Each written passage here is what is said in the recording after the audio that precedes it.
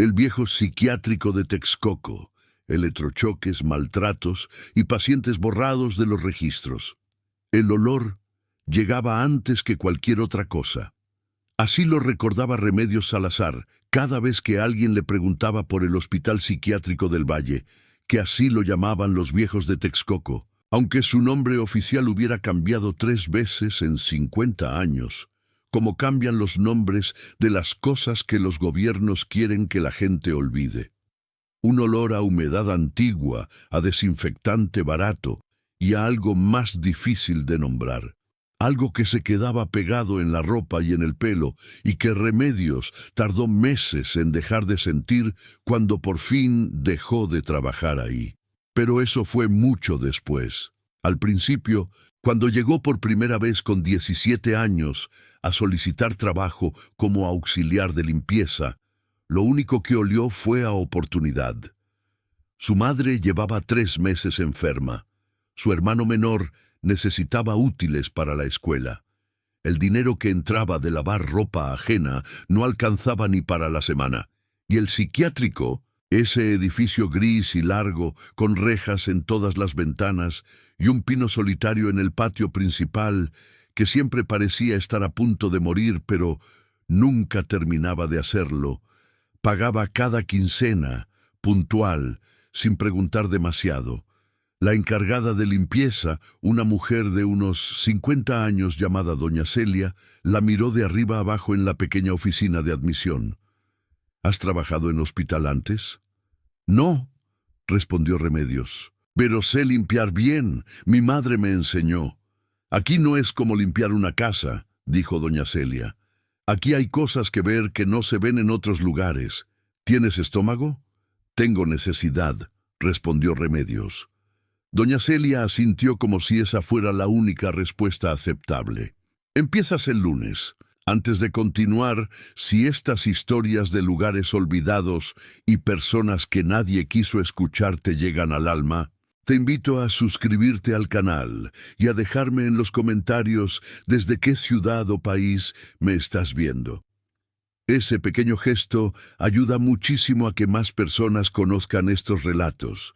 Y ahora volvamos al psiquiátrico de Texcoco y a lo que Remedios Salazar encontró adentro de esos muros. El primer día fue una geografía de puertas cerradas. El psiquiátrico tenía 3 alas. El ala norte, donde estaban los pacientes que el personal llamaba tranquilos. Hombres y mujeres de mediana y avanzada edad que caminaban por los pasillos con bata azul y mirada perdida, pero sin agitación visible. El ala sur, que tenía doble cerradura en cada puerta y donde Remedios no entró en las primeras semanas. Y el ala central, que era la administrativa, con los consultorios de los médicos, la farmacia y una sala de juntas donde los doctores se reunían los martes y de la que nunca salían voces. Remedios limpiaba el ala norte y los pasillos centrales. Sus herramientas eran un trapeador, un balde, una cubeta con agua de cloro y una botella de desinfectante de pino que olía tan fuerte que los primeros días le picaban los ojos. Trabajaba de 6 de la mañana a 2 de la tarde, en silencio, porque doña Celia había sido clara desde el principio. No hablas con los pacientes, no los tocas, no les das nada que no venga de enfermería. ¿Entendido? Remedios entendió. Pero entender una regla y no sentir nada cuando la realidad la empujaba eran 2 cosas distintas. La primera vez que un paciente le habló fue una mañana de martes, 3 semanas después de su ingreso. Era un hombre de unos 60 años, delgado hasta los huesos, con el pelo blanco desalineado y unos ojos oscuros que miraban con una claridad desconcertante para alguien que supuestamente no estaba en sus cabales. Se acercó mientras ella trapeaba el pasillo del ala norte y se detuvo a 1 metro de distancia, con las manos entrelazadas frente al cuerpo como si fuera a rezar. ¿Tú eres nueva?, preguntó. Remedios no respondió. Siguió trapeando. Las nuevas siempre miran el piso cuando trapean, continuó el hombre. Las que llevan tiempo miran las puertas. Ella levantó la vista sin querer. El hombre tenía razón. Doña Celia, cuando trapeaba, siempre miraba las puertas. «Me llamo Isidro», dijo el hombre. «Isidro Villanueva. Fui maestro de primaria en Chimalhuacán durante 22 años». Remedios no respondió. «No estoy loco», dijo Isidro, sin énfasis, como quien afirma que afuera está lloviendo. «Nunca lo estuve, pero eso aquí no importa demasiado». Y se alejó por el pasillo con pasos lentos y regulares, como si hubiera dicho exactamente lo que quería decir y no necesitara nada más. Remedios terminó de trapear el pasillo. Esa noche, en su casa de 2 cuartos en la colonia Evolución, mientras calentaba frijoles para ella y su hermano, pensó en las palabras de Isidro. «No estoy loco. Nunca lo estuve». Pensó en cuántas veces había escuchado eso de alguien que sí lo estaba, y pensó en cuántas veces podría ser verdad. Pasaron los meses.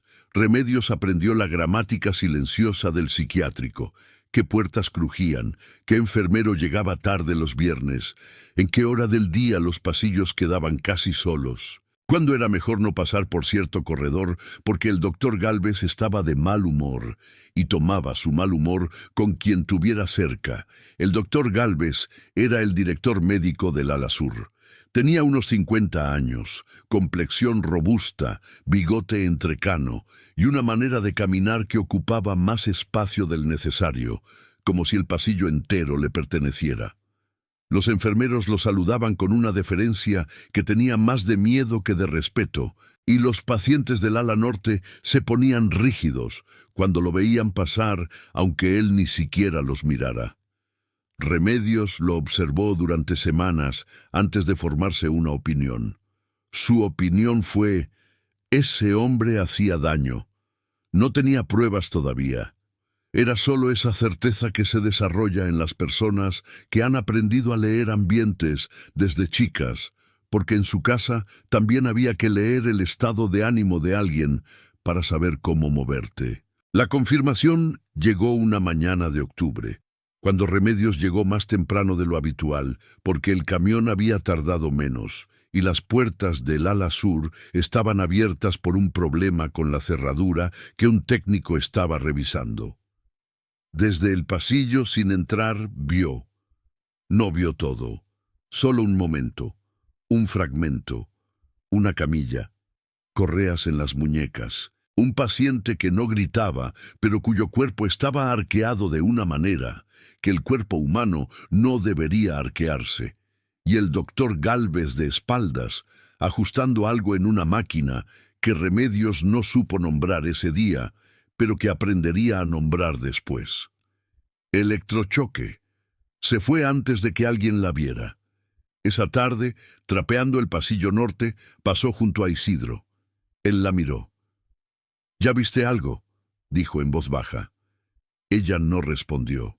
«Todos los nuevos tienen esa cara en algún momento», continuó Isidro. «La cara de haber visto algo que no encaja». «¿Por qué están así los del ala sur?», preguntó Remedios en voz muy baja, sin dejar de trapear. «Porque son los que alguien quiere tener callados», respondió Isidro, «o los que ya no tienen a nadie afuera que pregunte por ellos. Esos son los más vulnerables. A esos los usan». «¿Usan cómo?». Isidro la miró un momento. «Para lo que Gálvez llama tratamiento experimental», dijo, que es su manera de llamarle a lo que hace cuando nadie lo supervisa. Remedios apretó el trapeador. «¿Y nadie ha dicho nada?». «2 enfermeros lo intentaron en los últimos 10 años», respondió Isidro. «Uno fue despedido por conducta inapropiada con pacientes. El otro pidió su traslado y se fue. Nunca supe qué pasó con él. Esa noche Remedios no durmió. Pensó en renunciar, pensó en su madre enferma, en su hermano, en la quincena, pensó en el cuerpo arqueado en la camilla, y pensó que había una diferencia entre no saber y saber, y que una vez que sabías algo, no podías saberlo por más que quisieras. A la mañana siguiente entró al trabajo y empezó a prestar atención de una manera distinta. Durante los siguientes 3 meses, Remedios construyó en su cabeza un mapa de todo lo que no debería estar pasando en el psiquiátrico de Texcoco.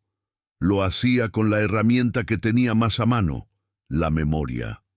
No podía escribir nada en el trabajo, porque doña Celia, que era leal al doctor Gálvez de una manera que Remedios tardó en entender, pero que al final reconoció como el tipo de lealtad que viene del miedo, revisaba ocasionalmente las pertenencias del personal de limpieza con la excusa de buscar objetos sustraídos de las instalaciones. Así que Remedios memorizaba días, horas, nombres de pacientes del ala sur que escuchaba de pasada, reacciones que observaba, conversaciones fragmentadas entre enfermeros que creían que una chica con trapeador no escuchaba.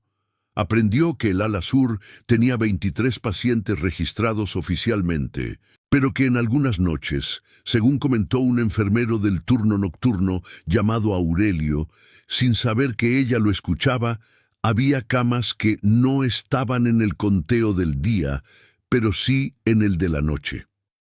Camas que aparecían de noche y no de día. Personas que no existían en el papel, pero que dormían en ese edificio. La primera vez que Isidro le habló de los registros fue en enero, un día de frío seco y cielo blanco que en Texcoco precede a las heladas. ¿Sabes cuántos pacientes han muerto aquí en los últimos 15 años? Preguntó. No, respondió Remedios. Oficialmente 19, dijo Isidro. Todos por causas naturales, todos con expediente, todos con firma del médico responsable. ¿Y no oficialmente? Isidro miró hacia los 2 extremos del pasillo. Nadie sabe el número, dijo, porque los que no están en el registro no pueden morir en él. Eso se quedó grabado en Remedios con la precisión de una fecha importante. Los que no están en el registro no pueden morir en él. Era la lógica más fría y más perfecta del olvido institucional. Si no existes en el papel, tu desaparición tampoco existe. Decidió que necesitaba ver los registros, no los generales, que eran los que cualquiera podía solicitar y que estaban diseñados para mostrar exactamente lo que el hospital quería mostrar. Los registros internos, los libros de ingreso del ala sur, los formularios de tratamiento especial que Aurelio había mencionado una vez entre dientes, los expedientes que el doctor Gálvez guardaba en su consultorio con llave. El problema era el acceso. La solución llegó de donde menos la esperaba, de una gotera. En febrero, una tubería en el techo del consultorio del doctor Gálvez empezó a filtrar agua. El médico llegó una mañana a encontrar el piso mojado y los archiveros con humedad en la parte baja. Llamó a mantenimiento, que tardó 2 días en resolver el problema de la tubería. Y mientras tanto, pidió que limpieza secara y revisara el estado de los muebles. Doña Celia mandó a Remedios. Fue sola. Tenía 20 minutos, quizás 25. No buscó nada que pudiera tomar. No tenía cómo sacarlo sin riesgo. Buscó lo que pudiera leer en ese tiempo y retener. En el archivero de abajo, el único que no tenía llave porque la humedad había hinchado la madera y ya no cerraba bien, encontró carpetas ordenadas por año. Las del año en curso y el anterior estaban en la parte superior, fuera de su alcance y bajo llave. Pero en la parte baja, apiladas sin orden aparente, había carpetas de años anteriores, 2009, 2007, 2004. Abrió la de 2007. Adentro había formularios impresos con membrete del hospital, llenados a mano con tinta azul. El encabezado decía, Registro de procedimientos terapéuticos complementarios, uso interno, confidencial. Leyó lo más rápido que pudo. Los formularios documentaban sesiones de terapia electroconvulsiva no consensuada, aplicadas a pacientes del ala sur. Las fechas, los nombres de los pacientes, las dosis, Algunos nombres aparecían 1, 2, 3 veces. Uno de ellos aparecía 11 veces en un período de 4 meses. El nombre era Celestino Barrera. Remedios lo repitió mentalmente 3 veces para no olvidarlo. Cerró la carpeta, terminó de secar el piso, salió del consultorio con el corazón golpeándole tan fuerte que le parecía que debía oírse desde el pasillo. Esa noche, en su casa, escribió todo en una libreta que guardó debajo del colchón. Celestino Barrera, 2007, 11 sesiones, Alasur, Doctor Gálvez, y debajo, en mayúsculas, ¿dónde está ahora? Encontrar a Celestino Barrera tomó 4 meses y una cadena de personas que Remedios fue construyendo con paciencia de bordado, un hilo a la vez, un nombre que llevaba al siguiente, una dirección que resultaba falsa, pero que tenía un vecino que recordaba algo. Salió del hospital en marzo, no porque la hubieran corrido, sino porque doña Celia, que llevaba semanas mirándola con una desconfianza nueva, le redujo las horas hasta que el sueldo ya no alcanzaba para justificar el riesgo. Remedios entendió la señal y renunció antes de que la forzaran a hacerlo, pero no se fue con las manos vacías, se fue con 17 nombres en su libreta, todos pacientes del ala sur de distintos años que había podido identificar a partir de conversaciones escuchadas, formularios vistos y en 3 ocasiones de Isidro mismo, que resultó tener una memoria tan detallada como la suya y razones propias para querer que la verdad saliera. Isidro Villanueva llevaba 9 años internado. Su ingreso había sido gestionado por un sobrino que administraba sus bienes desde la muerte de su esposa y que, según Isidro, tenía interés en que él permaneciera incapacitado legalmente el mayor tiempo posible.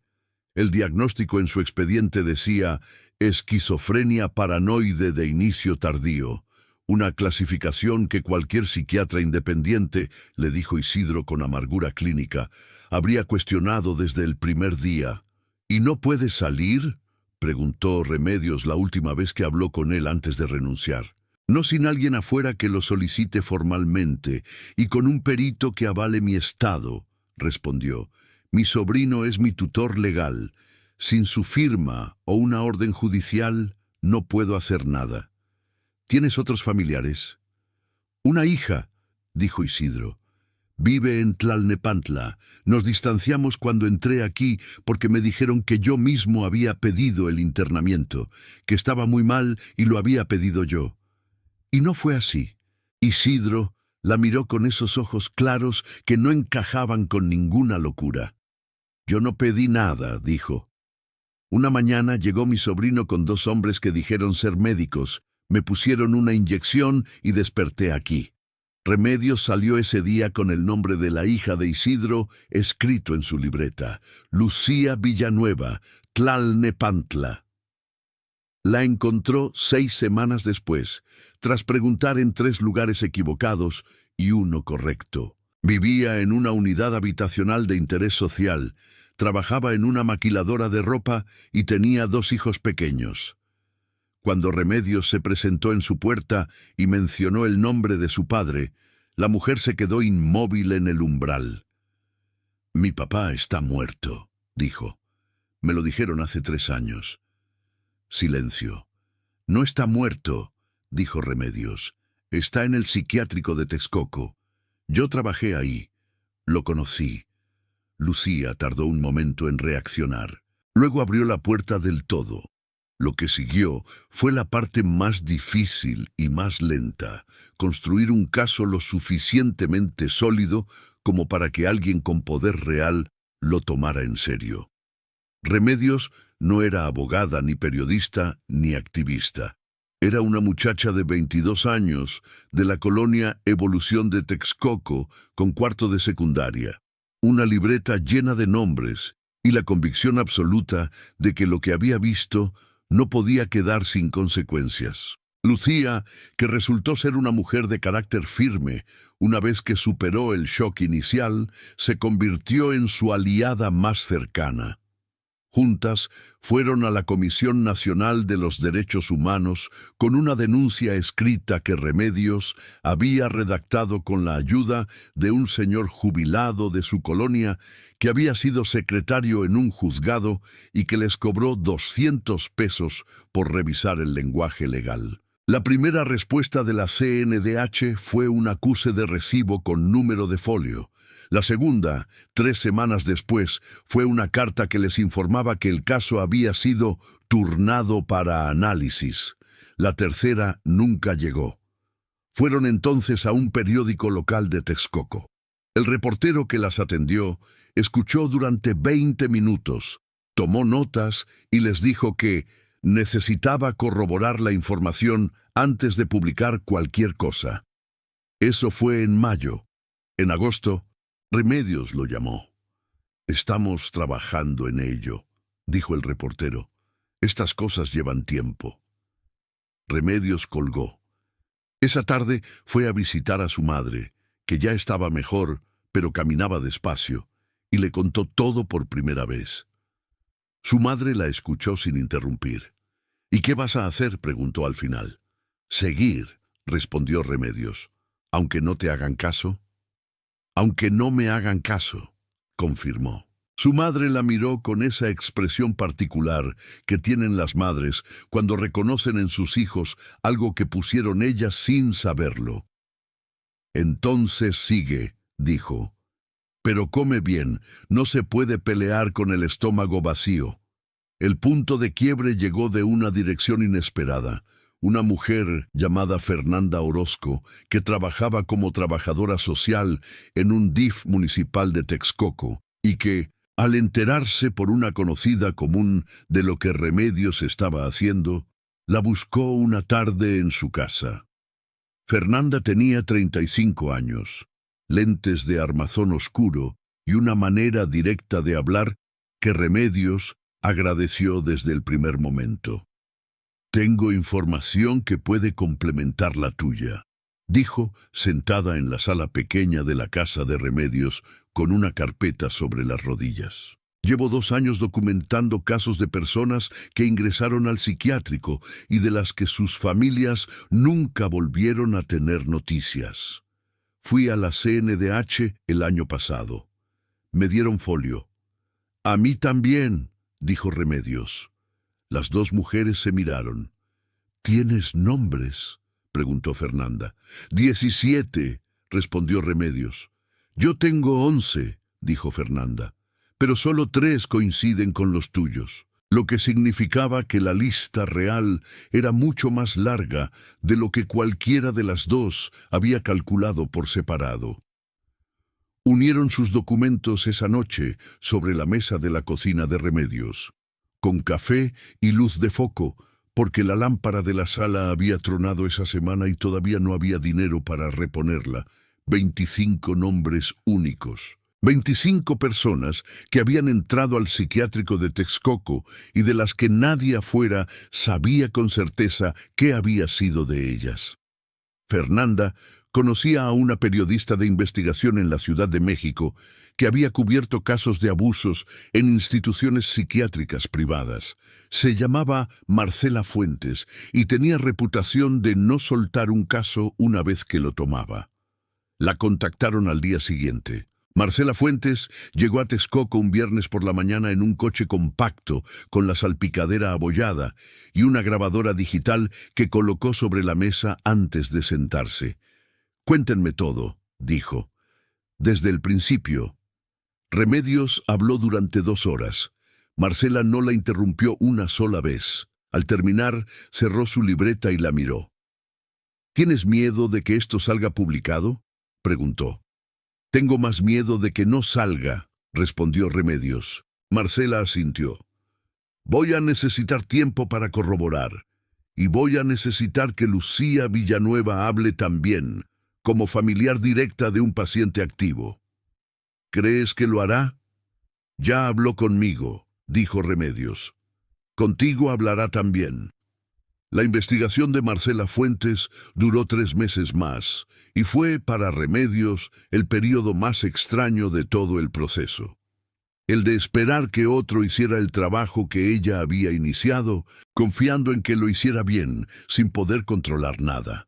Marcela consiguió el testimonio de Aurelio, el enfermero del turno nocturno, que accedió a hablar con identidad protegida después de que le garantizaron que su nombre no aparecería en ninguna publicación. Consiguió también el testimonio de un exmédico residente que había trabajado en el hospital en 2011 y que desde entonces vivía en Monterrey y que, según le dijo a Marcela, había intentado denunciar internamente en su momento y había recibido una advertencia que nunca olvidó. Consiguió, con apoyo de un abogado especialista en derecho sanitario, una solicitud de acceso a los registros del hospital bajo la ley de transparencia, lo que obligó a la institución a entregar documentos que, aunque incompletos y en algunos casos claramente manipulados, contenían inconsistencias suficientes para sustentar la denuncia. Y consiguió, a través de Lucía, una orden judicial para la evaluación psiquiátrica independiente de Isidro Villanueva. La evaluación la realizó una psiquiatra del Hospital General de México que no tenía ninguna relación con el sistema del Estado de México. Su dictamen fue categórico. Isidro Villanueva no presentaba ningún cuadro clínico compatible con el diagnóstico de su expediente. Su internamiento no estaba justificado desde el punto de vista médico. Con ese dictamen en mano, el juez ordenó su liberación inmediata. El día que Isidro Villanueva salió del psiquiátrico de Texcoco fue un martes gris de noviembre, con viento frío y olor a lluvia próxima. Lucía lo esperaba en la puerta con sus 2 hijos. Remedios estaba un poco más atrás, cerca del pino solitario del patio que seguía sin morirse del todo, con las manos en los bolsillos de la chamarra. Isidro salió con su bata azul porque no tenía ropa propia después de 9 años, caminando despacio con sus pasos regulares de siempre, y cuando vio a su hija se detuvo un momento como si necesitara verificar que era real. Luego caminó hacia ella. No hubo palabras inmediatas, solo el abrazo largo y silencioso de 2 personas que habían perdido demasiado tiempo por culpa de alguien más. Cuando Isidro se separó de su hija y miró alrededor, vio a Remedios. Caminó hacia ella. «¿Cómo supiste que debías creerme?», preguntó. Remedios pensó en eso un momento. Porque nadie que está loco de verdad le dice a alguien que acaba de conocer: «No estoy loco, nunca lo estuve», respondió. Los que están bien de la cabeza no necesitan decirlo, y sin embargo, tú lo dijiste con tanta calma que sonó a verdad. Isidro la miró con esos ojos oscuros y claros que no habían perdido nada en 9 años de encierro injusto. «Gracias», dijo simplemente. El reportaje de Marcela Fuentes se publicó en 2 partes, con 3 días de diferencia, en el portal de investigación donde colaboraba. Fue retomado por 3 medios nacionales y 1 internacional. La Comisión de Salud del Congreso del Estado de México solicitó una auditoría urgente al hospital. La Secretaría de Salud Estatal suspendió cautelarmente al Dr. Gálvez, pendiente de investigación. El sobrino de Isidro fue denunciado penalmente por fraude y privación ilegal de la libertad. No todo se resolvió de inmediato. La justicia en México tiene esa costumbre lenta y a veces tortuosa que desespera a los que la buscan y alienta a los que la obstaculizan. Los procesos legales se extendieron durante meses y años. Algunos expedientes se perdieron en los laberintos del sistema. Algunos responsables encontraron maneras de retrasar sus consecuencias. Pero el psiquiátrico de Texcoco fue sometido a una intervención federal. Los pacientes del ala sur fueron evaluados uno por equipos médicos independientes. De los 25 nombres en la lista de Remedios y Fernanda, 17 fueron localizados con vida, en distintas condiciones. 4 habían muerto dentro del hospital, en circunstancias que la auditoría calificó como muertes bajo condiciones no documentadas adecuadamente.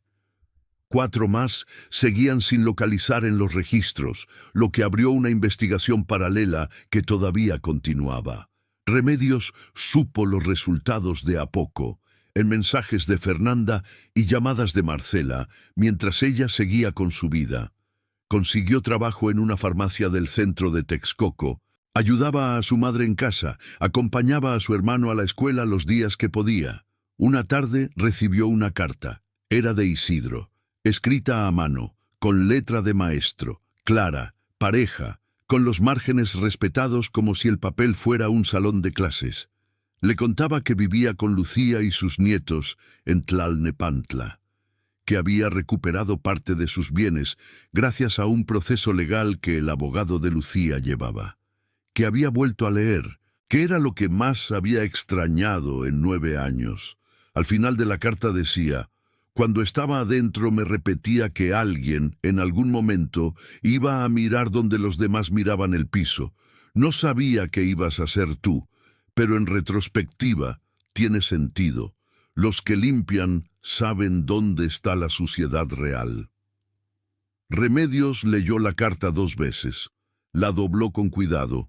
La guardó en la misma libreta donde había escrito, meses atrás, los primeros 17 nombres. Miró la libreta un momento. Pensó en el psiquiátrico, en sus pasillos de cloro y sombra, en las puertas que no se abrían, en los cuerpos arqueados que no deberían arquearse así. Pensó en todo lo que había aprendido siendo invisible, que los que limpian ven lo que los que mandan no quieren que nadie vea, que el silencio de los humildes no es ignorancia sino estrategia, que una muchacha con trapeador y memoria puede mover lo que un funcionario con título prefiere que no se mueva. Cerró la libreta. Afuera de su ventana, Texcoco seguía con su ruido de siempre. Vendedores, camiones, perros, viento bajando del cerro. El mundo indiferente de siempre, pero algo en él había cambiado, aunque nadie lo notara desde afuera. 25 nombres que habían estado a punto de desaparecer para siempre, ahora estaban en documentos, en reportajes, en expedientes judiciales, en la memoria de personas que no iban a olvidarlos. Y eso, en un país donde el olvido es a veces la condena más definitiva, era todo. Era exactamente todo. Remedios. Salazar tenía 22 años cuando cerró esa libreta por primera vez. La volvió a abrir 6 meses después, no porque quisiera, sino porque la vida, que tiene esa costumbre obstinada de traer de vuelta lo que uno cree haber dejado atrás, le puso frente a los ojos algo que no podía ignorar. Fue en la farmacia donde trabajaba, un martes ordinario de lluvia, cuando entró una mujer de unos 40 años con cara de no haber dormido bien en semanas. Compró paracetamol, vitaminas y una venda elástica, y cuando Remedios le dio el cambio, la mujer la miró un momento. ¿Tú trabajaste en el psiquiátrico del Valle?, preguntó. Remedios la miró. Sí, respondió. ¿Saliste en el reportaje? Bueno, no saliste tú, pero la señora Fernanda dijo que había una chica de limpieza que fue la que empezó todo. Fui yo, confirmó Remedios. La mujer exhaló. Mi hermano está internado ahí todavía, dijo. En el ala sur.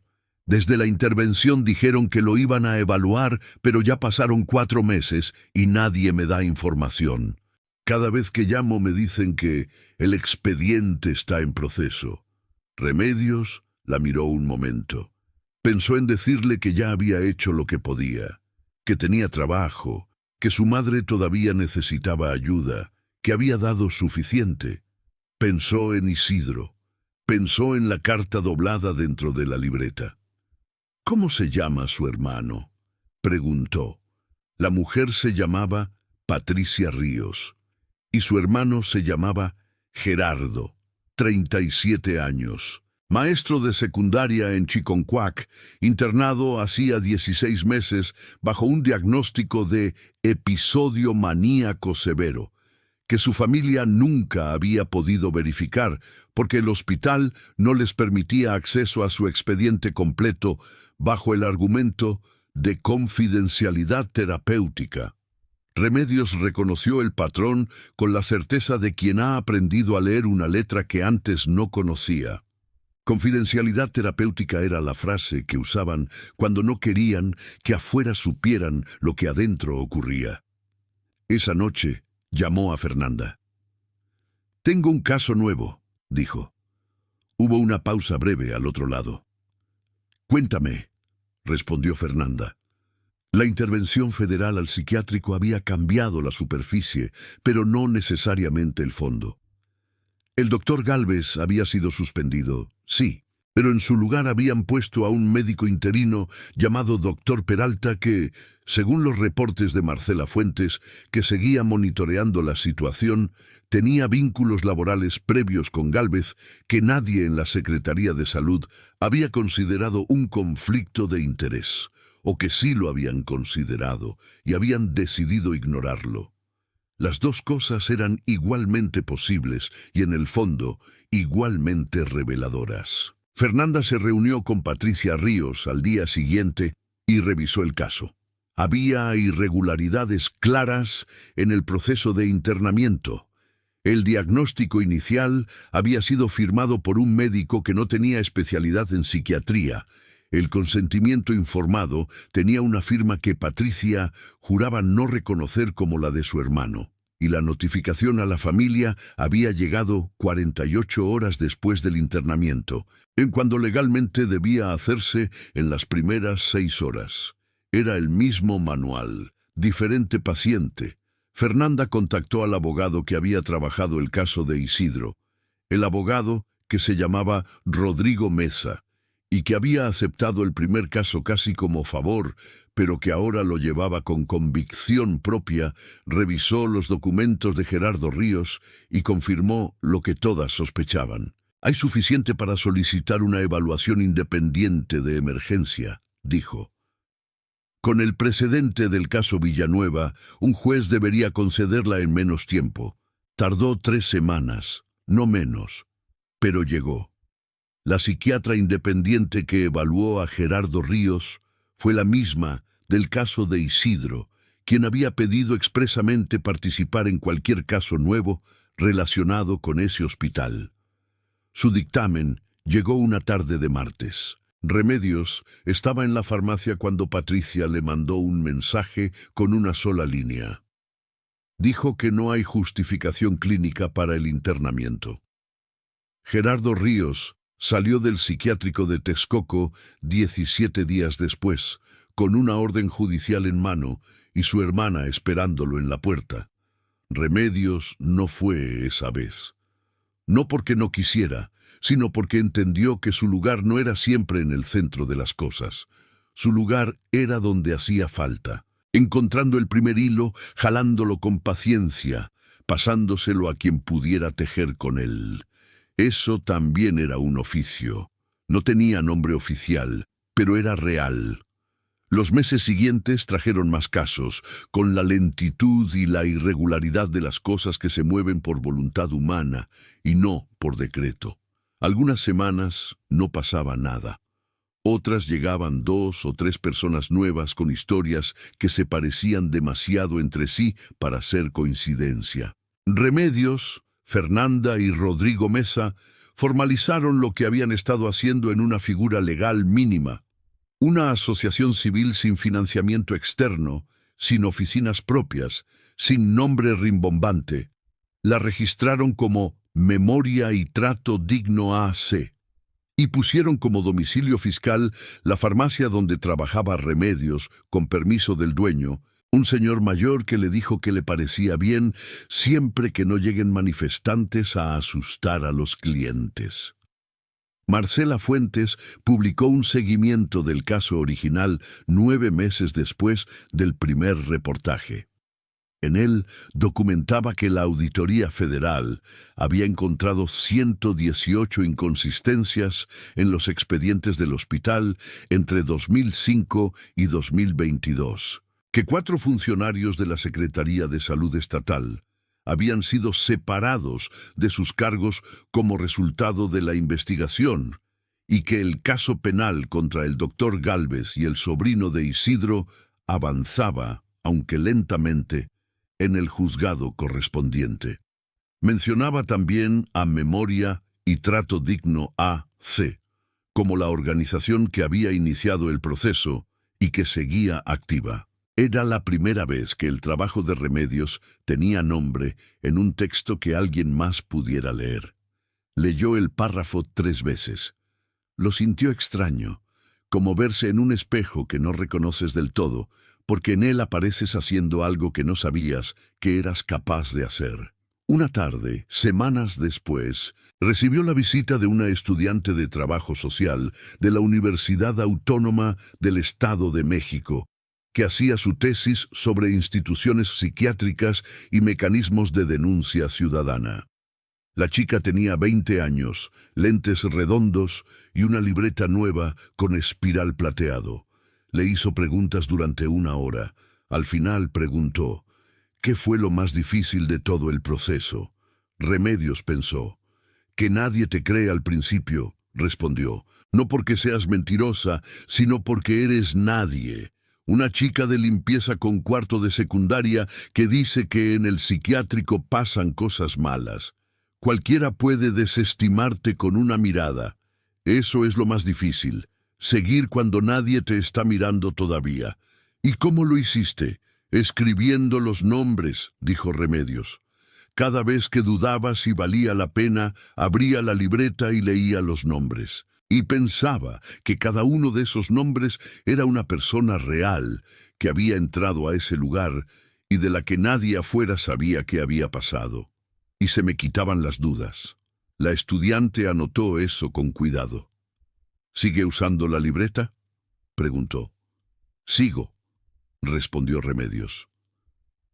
2 años después de aquel primer lunes en que una muchacha de 17 años con necesidad y trapeador entró al psiquiátrico de Texcoco, Isidro Villanueva volvió a dar clases. No en una primaria pública que habría requerido trámites de reincorporación que su estado de salud todavía no facilitaba del todo, sino en un espacio comunitario de la colonia donde vivía con Lucía, un salón prestado los sábados por la mañana donde enseñaba a leer y escribir a adultos mayores que nunca habían tenido la oportunidad.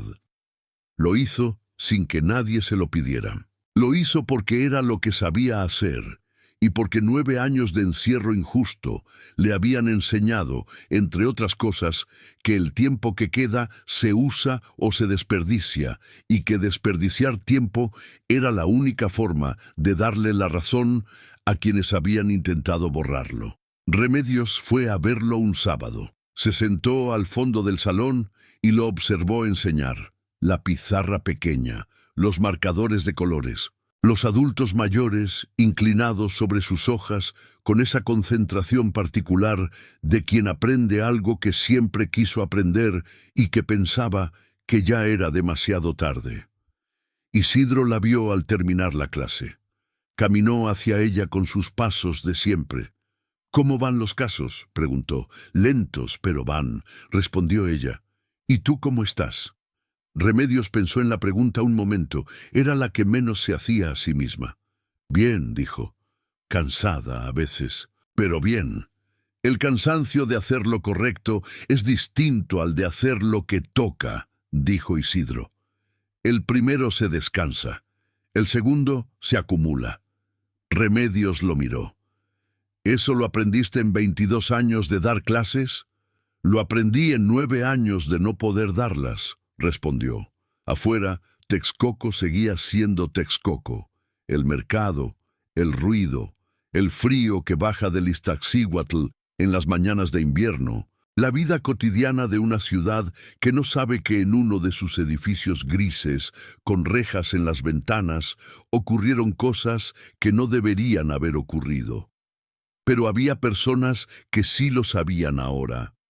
Había expedientes abiertos, nombres en registros, procesos legales en marcha. Había una asociación civil con domicilio en una farmacia del centro que atendía casos nuevos cada mes. Había una libreta, todavía llena de nombres con anotaciones al margen, que Remedios Salazar guardaba en el cajón de su mesita de noche, y abría cuando dudaba y cerraba cuando se acordaba de para qué la había empezado. El pino solitario del patio del psiquiátrico seguía ahí. Remedios lo pensó una tarde, sin saber muy bien por qué. Ese árbol que siempre parecía estar a punto de morir, pero nunca terminaba de hacerlo. Quizás no era señal de debilidad. Quizás era señal de otra cosa, de esa resistencia particular de las cosas vivas que se niegan a rendirse aunque nadie las esté mirando, aunque el suelo no sea el mejor, aunque el frío llegue demasiado seguido, de esa terquedad silenciosa que no hace ruido, pero que permanece, como una muchacha con trapeador que un día decidió no mirar el piso, sino las puertas. Rodrigo Mesa llamó a Remedios un jueves por la mañana, mientras ella acomodaba cajas de medicamento en la farmacia, con una voz que tenía algo distinto, algo más tenso de lo habitual. «Necesito que vengas hoy a la tarde», dijo. «Hay novedades del caso Gálvez, importantes».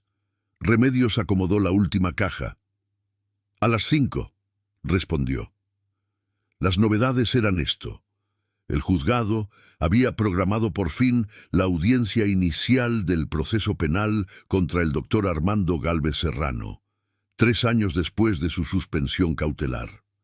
La defensa había presentado, en los últimos 2 meses, una serie de recursos que habían retrasado el proceso con una eficiencia que solo puede comprarse y que alguien, evidentemente, había comprado.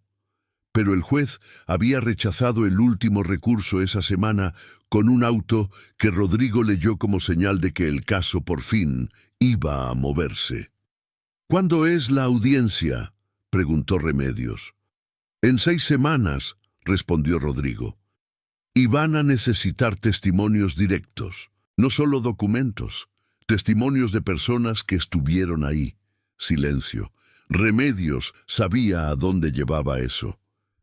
«¿Aurelio está dispuesto?», preguntó. «Aurelio lleva 3 años viviendo en Guadalajara con identidad protegida», respondió Rodrigo. «Su abogado dice que declarará por videoconferencia con medidas de protección, pero necesitamos más voces». «¿Y el ex residente de Monterrey?». «También. Pero el juez va a querer testimonios presenciales de ser posible, alguien que pueda pararse frente al proceso y decir lo que vio con nombre y apellido». Remedios entendió. Era ella. Siempre había sabido que este momento iba a llegar. Desde que escribió el primer nombre en la libreta, desde que trapeó el piso del consultorio de Gálvez con las manos temblando, había sabido que en algún punto iba a tener que pararse en algún lugar oficial y decir en voz alta lo que había visto. Había imaginado que tendría más miedo cuando llegara ese momento. Lo que sintió, en cambio, fue algo más parecido a alivio. Como cuando cargas algo durante tanto tiempo que ya no recuerdas cómo se siente no cargarlo, y de repente encuentras el lugar donde depositarlo. «Voy a declarar», dijo. Rodrigo la miró. «¿Estás segura? Tu nombre va a estar en el expediente, va a ser público». «Ya está en el reportaje de Marcela», respondió Remedios. «De hecho, ya está en la AC. Ya no soy invisible para ellos desde hace tiempo. Lo que cambia es que ahora voy a hablar en un lugar donde tienen la obligación de escuchar». Rodrigo asintió despacio. «Entonces, prepárate», dijo. «Vamos a trabajar tu declaración con calma. Todo lo que viste, con fechas y detalles. Cada palabra va a importar. Las siguientes 6 semanas fueron las más intensas desde el inicio de todo. Remedios y Rodrigo se reunieron 4 veces para preparar su testimonio, reconstruyendo con precisión cada observación que ella había guardado en la memoria y en la libreta durante aquellos meses en el psiquiátrico. Cada fecha, cada nombre, cada detalle del formulario que había leído en el consultorio inundado, cada frase que Isidro le había dicho en el pasillo del ala norte. Fernanda preparó también su propio testimonio, que incluía los 11 casos que ella había documentado de manera independiente y que ahora, cruzados con los de Remedios, formaban una cadena de evidencia difícil de desestimar. Lucía Villanueva declaró como familiar directa. Patricia Ríos, la hermana de Gerardo, también. La audiencia fue un miércoles de marzo, en un juzgado del Tribunal Superior de Justicia del Estado de México en Texcoco, en una sala pequeña con sillas de plástico y aire acondicionado que hacía demasiado ruido para el silencio que el momento merecía.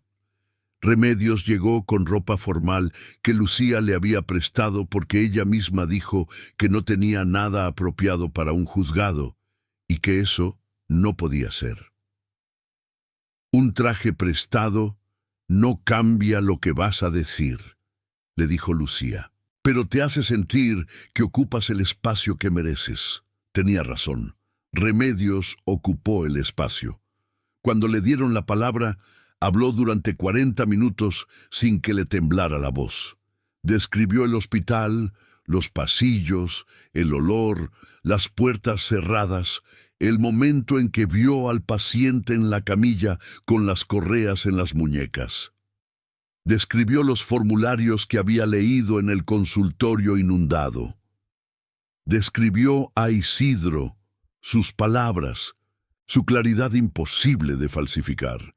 Describió los 17 nombres de su lista original y cómo los había reunido uno por uno con la única herramienta que tenía disponible: la atención sostenida de alguien a quien nadie vigila porque nadie la considera capaz de ver lo que está viendo.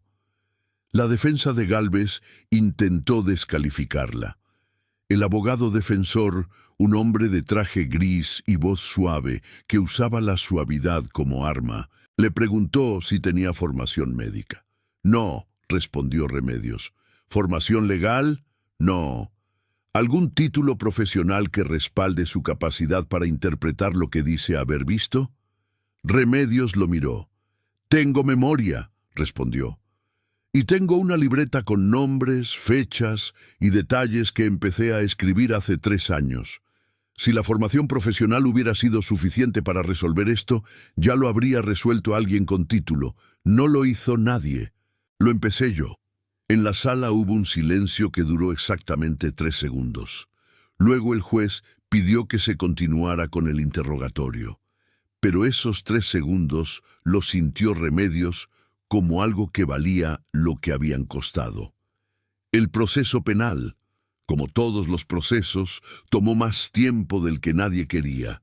Hubo apelaciones, recursos, demoras que a veces parecían diseñadas para agotar a los que esperaban. Remedios aprendió a manejar esa espera con la misma paciencia con que había aprendido todo lo demás en este camino, aceptando que el tiempo no siempre es el enemigo, que a veces es simplemente el precio. Siguió trabajando en la farmacia, siguió atendiendo casos nuevos con Fernanda y Rodrigo, siguió escribiendo nombres en la libreta, porque los casos no dejaban de llegar aunque el juicio todavía no terminara. Isidro siguió dando clases los sábados. Un día le mandó otra carta más corta que la primera. Decía: «Leí en las noticias que declaraste. Bien hecho. Los que nunca tuvieron voz merecen que alguien use la suya». Remedios guardó esa carta junto a la primera en la libreta. La sentencia llegó 18 meses después de la audiencia inicial. Un lunes ordinario que no tenía nada de extraordinario hasta que Rodrigo llamó a las 2 de la tarde. «Culpable», dijo. Una sola palabra. Remedios estaba en el mostrador de la farmacia. Un cliente esperaba que le diera su cambio. Le dio el cambio. Esperó a que saliera. Luego se sentó en el taburete detrás del mostrador y respiró hondo. Armando Gálvez Serrano fue condenado a 19 años de prisión por privación ilegal de la libertad agravada, lesiones dolosas y abuso de autoridad en el ejercicio de funciones médicas. Dos de sus colaboradores más directos recibieron penas de 8 y 11 años respectivamente. El sobrino de Isidro fue condenado en un proceso paralelo a 6 años por fraude y privación ilegal de la libertad. Era la condena más severa que se había dictado en México contra un director médico de institución psiquiátrica pública en lo que llevaba el siglo. Marcela Fuentes lo publicó esa misma tarde. Fernanda mandó un mensaje al grupo que tenían en el celular, que se llamaba simplemente Los Nombres, con una sola línea. Lo logramos. Patricia respondió con un corazón. Lucía respondió, por mi papá y por todos los que no pudieron hablar. Rodrigo respondió, el trabajo sigue, pero hoy descansamos. Remedios leyó los mensajes uno por uno. No respondió de inmediato. Salió de la farmacia al final del día. Cuando el dueño cerró la cortina metálica y Texcoco empezó a hacer el ruido de siempre de las tardes, vendedores recogiendo, camiones llenándose, familias volviendo a casa. Caminó sin rumbo fijo durante un rato. Pasó frente al psiquiátrico sin querer, porque vivía en esa colonia y la ruta natural de su casa pasaba por ahí, y se detuvo un momento en la banqueta de enfrente. El edificio seguía siendo el mismo, gris, largo, con rejas en todas las ventanas. La intervención federal había cambiado la dirección, renovado algunos espacios, instalado protocolos nuevos de supervisión, pero el edificio era el mismo, el pino del patio era el mismo. Ahí estaba, visible desde la banqueta, con sus ramas un poco torcidas por el viento de años, su color que nunca era del todo verde ni del todo amarillo. Vivo todavía. Remedios lo miró un momento. Luego sacó la libreta del bolso. La abrió en la última página escrita. Leyó los nombres de los 2 casos más recientes que todavía no tenían resolución completa.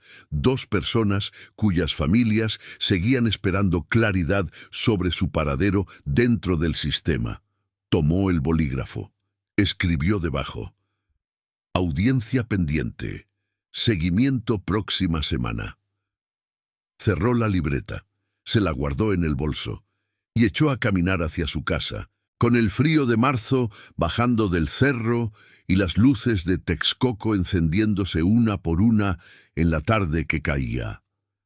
No había terminado, nunca iba a terminar del todo, porque la injusticia no se resuelve de una vez y para siempre. Se trabaja, se vigila, se nombra cada vez que intenta volverse invisible de nuevo. Pero esa noche, por primera vez en mucho tiempo, Remedios Salazar llegó a su casa. Calentó la cena, se sentó a la mesa con su madre y su hermano y comió sin pensar en expedientes, ni en audiencias, ni en nombres pendientes. Solo comió, solo estuvo ahí. Y eso, después de todo lo que había cargado, era también una forma de victoria. Pequeña, silenciosa, sin titulares, pero suya. Completamente suya. La primavera llegó a Texcoco con esa luz particular del altiplano que no calienta del todo, pero que cambia el color de todo. Los cerros se ponen más verdes, el cielo más azul, y hasta los edificios grises parecen menos grises durante unas horas del día. Remedios lo notó una mañana mientras abría la farmacia, cuando el sol entraba por el vidrio de la puerta y hacía un rectángulo dorado en el piso de loseta que ella misma barría cada mañana antes de que llegaran los primeros clientes. Había algo en ese rectángulo de luz que la hizo detenerse un momento con la escoba en la mano. Pensó que hacía exactamente 4 años había entrado por primera vez al psiquiátrico con 17 años y necesidad y sin saber lo que iba a encontrar. 4 años. En ese tiempo había aprendido más de lo que cualquier escuela le habría enseñado. Sobre el funcionamiento del poder institucional, sobre los mecanismos del silencio organizado, sobre la manera en que los sistemas construyen su impunidad, no con grandes conspiraciones, sino con pequeñas omisiones acumuladas, con funcionarios que miran hacia otro lado, con formularios que no se llenan bien, con diagnósticos que nadie cuestiona porque cuestionar cuesta. Y había aprendido también sobre la resistencia, que no siempre tiene forma de marcha o de micrófono, que a veces tiene forma de libreta y bolígrafo, de memoria sostenida, de presencia constante en los lugares donde a uno preferirían no ver. Terminó de barrer. Abrió la farmacia. Llegó el primer cliente. La vida ordinaria de siempre. Ese mismo mes, Fernanda le presentó a una mujer que había llegado a sus oficinas con una historia que, en otro momento, Remedios habría encontrado difícil de creer. Pero ya no le costaba trabajo creer lo que la gente traía, porque había aprendido que las historias imposibles son siempre las más reales.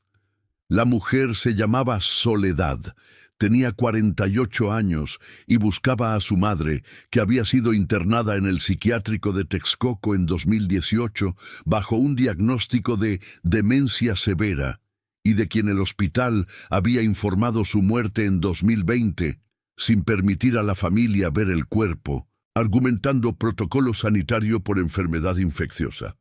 El año 2020 era año de pandemia, y ese argumento había funcionado para cerrar muchas puertas que de otra manera no habrían podido cerrarse.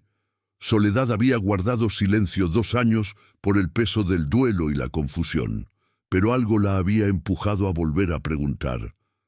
Una vecina que decía haber visto a una mujer parecida a su madre en el patio del hospital en 2021, un año después de la muerte oficial. Era el tipo de hilo delgado que podía romperse con un jalón brusco.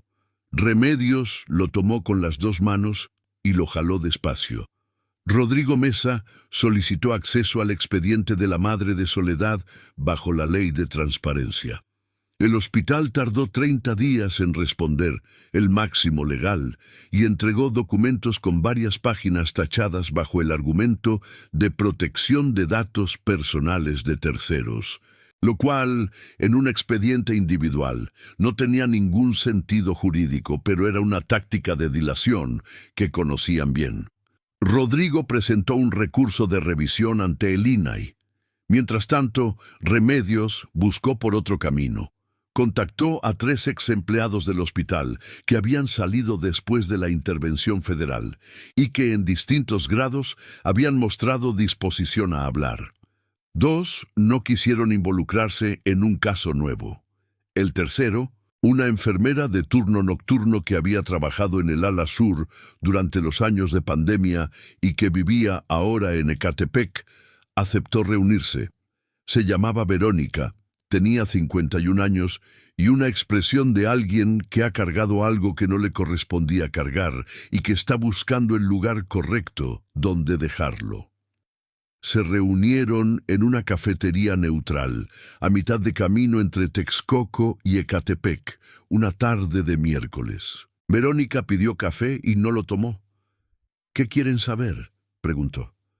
Si en 2021 había en el ala sur una paciente de apellido Contreras, de unos 70 años, respondió Remedios. Verónica miró la taza de café. No puedo confirmar nombres, dijo. No tengo expedientes, no tengo nada escrito.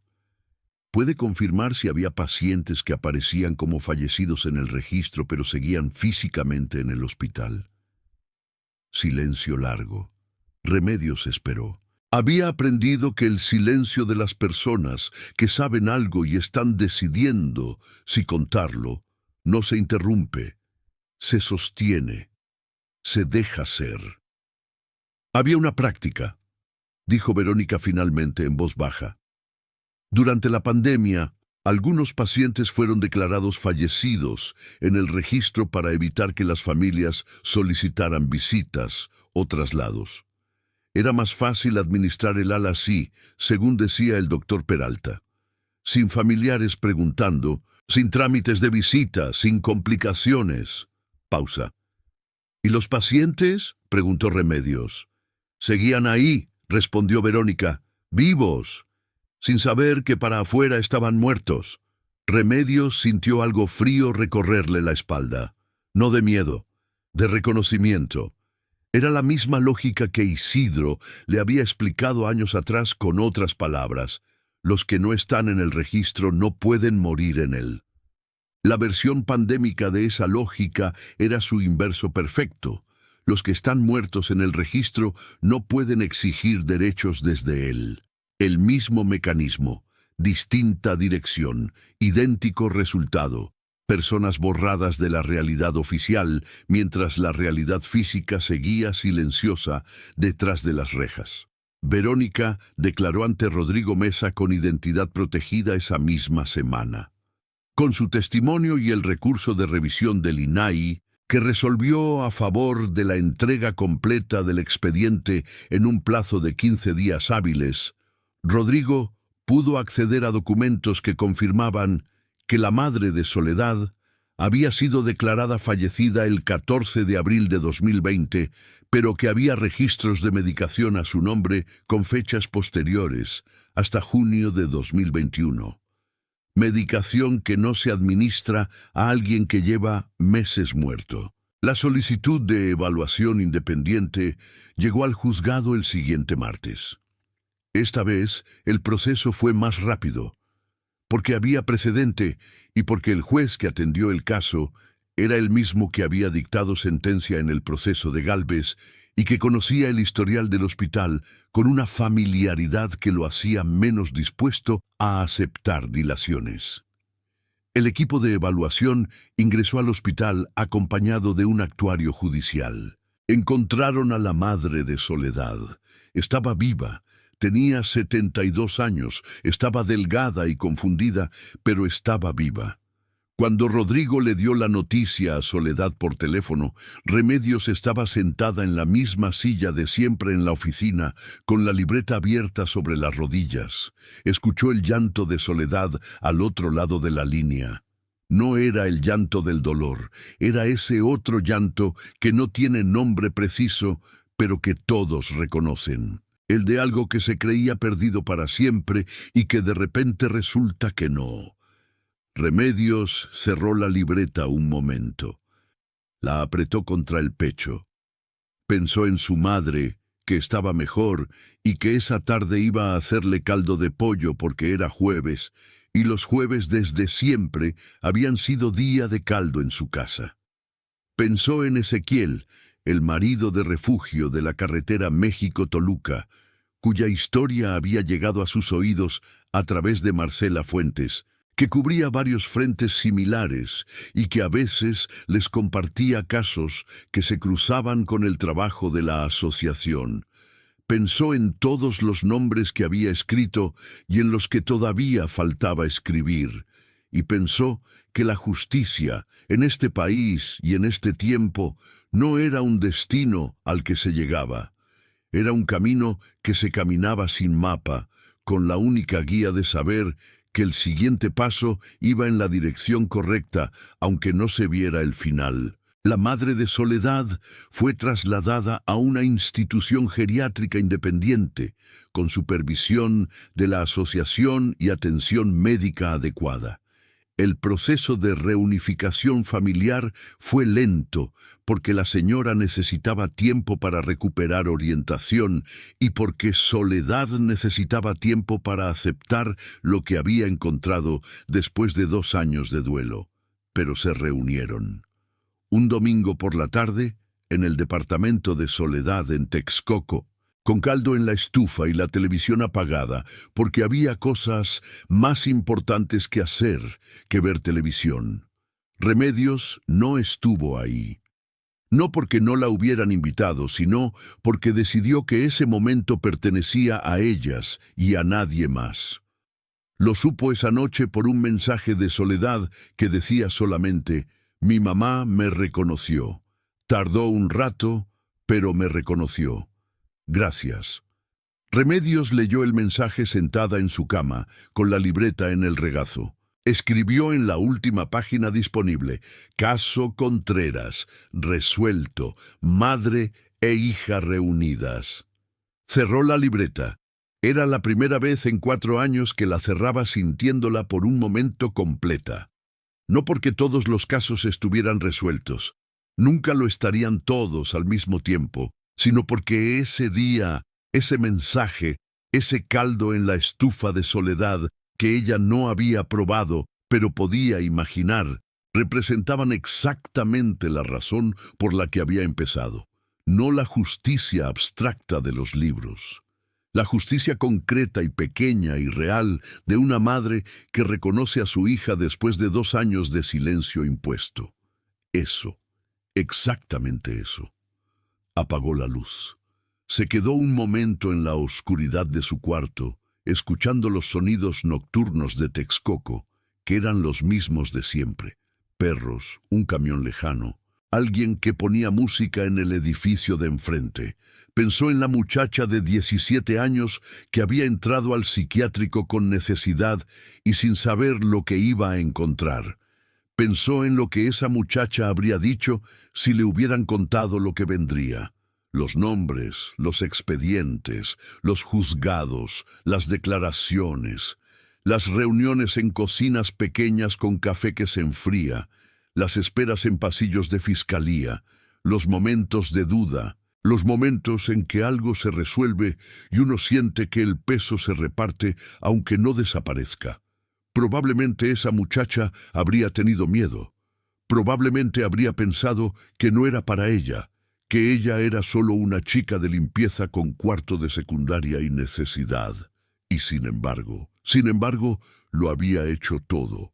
No porque fuera extraordinaria en el sentido que el mundo suele usar esa palabra, sino porque había aprendido algo que ninguna escuela enseña, que el poder de los invisibles no está en volverse visibles de golpe, sino en usar la invisibilidad como herramienta, en ver lo que los demás no ven porque no esperan que tú lo veas, en recordar lo que los demás prefieren que se olvide, en decir los nombres en voz alta cuando el sistema prefiere que no tengan nombre.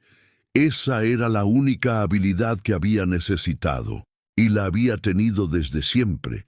Solo había necesitado una razón para usarla.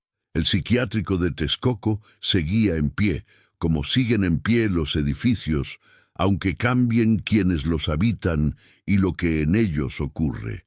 Pero ya no era el mismo lugar opaco e impenetrable de antes.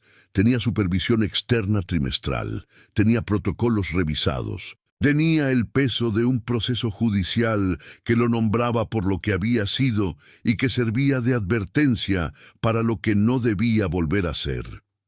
No era suficiente.